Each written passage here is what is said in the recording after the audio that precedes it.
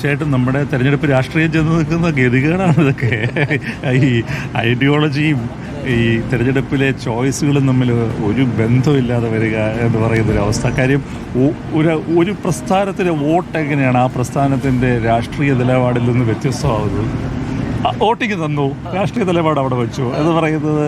Vote എപ്പോഴും രാഷ്ട്രീയ നിലപാടാണല്ലോ. Vote അതല്ലേ, രാഷ്ട്രീയ നിലപാടല്ലേ ബാലറ്റിലേക്ക് മാറുന്നത്. ഇത് രണ്ടും രണ്ടാണെന്ന് പറയുന്ന അവസ്ഥയിലേക്ക് കേരളത്തിലെ രണ്ട് മുന്നണിയും ചെന്നു എന്നുള്ളത് പരിതാപകരമാണ്. അതാണ് അതിനകത്ത് ഒരു ഏറ്റവും പ്രധാനപ്പെട്ട കാര്യം. രാഷ്ട്രീയ നിലപാടാണല്ലോ വോട്ടായിട്ട് വരും. ഉണ്ണികൃഷ്ണൻ പറഞ്ഞാൽ അതിനകത്ത് എല്ലാം ഉണ്ട്. ആ വോട്ട് ഞങ്ങൾക്ക് മതി, നിലപാട് വേണ്ട എന്ന് പറഞ്ഞാൽ വോട്ട് തന്നെയാണ് സാർ നിലപാട്. അതാണ് പ്രശ്നം. അപ്പോൾ വോട്ട് സ്വീകരിച്ചാൽ നിലപാടും സ്വീകരിക്കേണ്ടി വരുമോ എന്നുള്ളതാണ്. പക്ഷേ വ്യക്തിപരമായിട്ടാണ് വോട്ട് എന്ന് പറയാൻ പറ്റില്ല. SDPയുടെ വ്യക്തിപരമായ വോട്ടിനെ കുറിച്ച് ആരും ചോദിച്ചില്ല. ഇപ്പോൾ ഏതെങ്കിലും ഒരു അഷ്റഫിനോടോ ഒരു തോമസിനോടോ അല്ലല്ലോ നമ്മൾ ചോദിക്കുന്നത്. നമ്മൾ SDPയോടല്ലേ ചോദിക്കുന്നത്. അത് പ്രധാനപ്പെട്ട ഒരു കാര്യമാണ്. B Unnikrishnan, thank you lot. അപ്പോൾ നമ്മളിപ്പം ഈ പ്രഭാതത്തിൽ ചേർന്നതിന് പ്രതിച്ഛായ നന്നാവട്ടെ എല്ലാവരുടെയും. പ്രതിച്ഛായക്ക് കോട്ടം തട്ടുന്ന ഒന്നും ഈ തെരഞ്ഞെടുപ്പിൽ നമ്മൾ പ്രതീക്ഷിക്കുന്നില്ല. അപ്പോൾ ബി ഉണ്ണികൃഷ്ണന്റെ സിനിമ തിയേറ്ററിലുണ്ട്. രാഷ്ട്രീയ താല്പര്യമുള്ളവർക്കും അല്ലാത്തവർക്കും ഒക്കെ കാണാം അല്ലേ?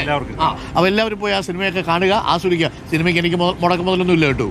ആ സിനിമ നിങ്ങൾ കാണുക, അതിന് സ്വതന്ത്രമായിട്ട് നിങ്ങൾ അഭിപ്രായം പറയുക. Thank you B Unnikrishnan, thank you.